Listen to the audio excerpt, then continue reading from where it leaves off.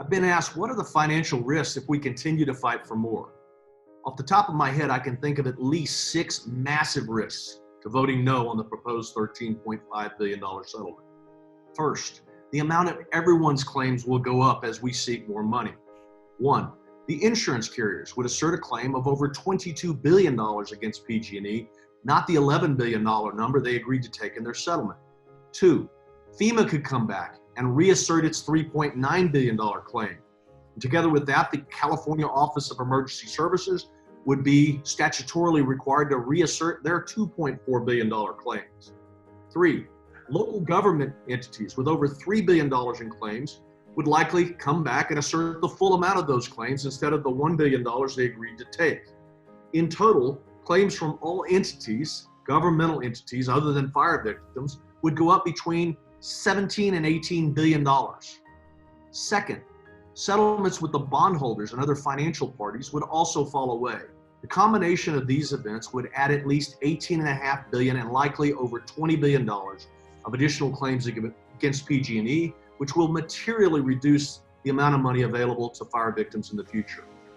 Third, the June 30th deadline set by the state of California in AB 1054 would expire. But under the terms of the settlement agreement just reached between PG&E and the governor, the company would need to be sold to a new buyer. When sold, however, a $7.5 billion shareholder tax asset would be lost. This is important because that tax asset is being contributed and being used to help fund over $6 billion in exit financing that is needed to pay you, the fire victim.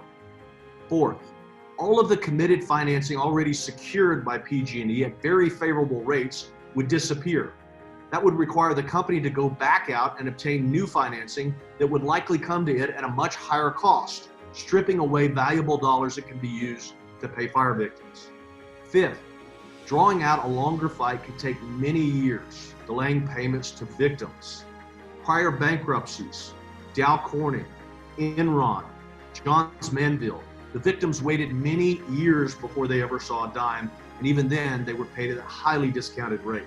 Sixth, this could make investing in PG&E undesirable and erode the company's ability to raise funds in the future that would be needed to eventually pay fire victims, insurers, and other claimants. Without the ability to attract this new capital, there is simply no ability to pay.